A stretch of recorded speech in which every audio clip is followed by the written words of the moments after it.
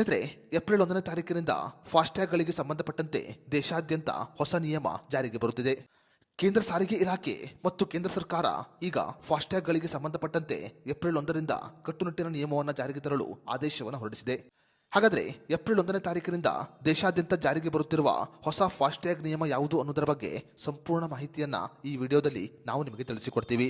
Video ತುಂಬಾ informative ಆಗಿದೆ, ಎಲ್ಲೂ ಸ್ಕಿಪ್ ಮಾಡದೆ ನೋಡಿ. ಹಾಗೂ ಈ ಮಾಹಿತಿಯನ್ನ ಫಾಸ್ಟ್ಯಾಗ್ ಬಳಕೆ ಮಾಡುವ ಪ್ರತಿಯೊಬ್ಬರಿಗೂ ಶೇರ್ ಮಾಡಿ. ಸ್ನೇಹಿತರೆ, ಸಾಮಾನ್ಯವಾಗಿ ಪ್ರತಿಯೊಂದು ವಾಹನ ಸವಾರರು ಕೂಡ ಈಗ ಫಾಸ್ಟ್ಯಾಗ್ ಅನ್ನ ಬಳಕೆ ಮಾಡುತ್ತಿದ್ದಾರೆ.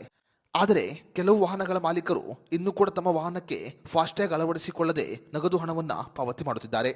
ಏಪ್ರಿಲ್ 1ರಿಂದ ನಗದು ಹಣಕ್ಕೆ ಬ್ರೇಕ್ ಹಾಕಲು ಈಗ ಆದೇಶವನ್ನು ಹೊರಡಿಸಲಾಗಿದೆ. ಏಪ್ರಿಲ್ 1, 2026ರಿಂದ ಪ್ರತಿಯೊಂದು ವಾಹನಕ್ಕೆ ಫಾಸ್ಟ್ಯಾಗ್ ಇರುವುದು ಕಡ್ಡಾಯವಾಗಿದೆ. ಏಪ್ರಿಲ್ 1ನೇ ತಾರೀಕಿನಿಂದ ಯಾವುದೇ ವಾಹನಗಳ ಮಾಲೀಕರು ಟೋಲ್ಗೇಟ್ಗಳಲ್ಲಿ ನಗದು ಹಣವನ್ನು ಪಾವತಿ ಮಾಡುವಂತಿಲ್ಲ. ನಗದು ಹಣಕ್ಕೆ ಬ್ರೇಕ್ ಹಾಕಲು ಈಗ ಆದೇಶವನ್ನು ಹೊರಡಿಸಲಾಗಿದೆ. ಸ್ನೇಹಿತರೆ, ಏಪ್ರಿಲ್ 1ರಿಂದ ಫಾಸ್ಟ್ಯಾಗ್ಗಳಿಗೆ ಸಂಬಂಧಪಟ್ಟಂತೆ ಜಾರಿಗೆ ಬರುತ್ತಿರುವ ಹೊಸ ನಿಯಮದ ಬಗ್ಗೆ ನಿಮ್ಮ ಅನಿಸಿಕೆ ಅಭಿಪ್ರಾಯವನ್ನು ನಮಗೆ ಕಮೆಂಟ್ ಬಾಕ್ಸ್ನಲ್ಲಿ ತಿಳಿಸಿ.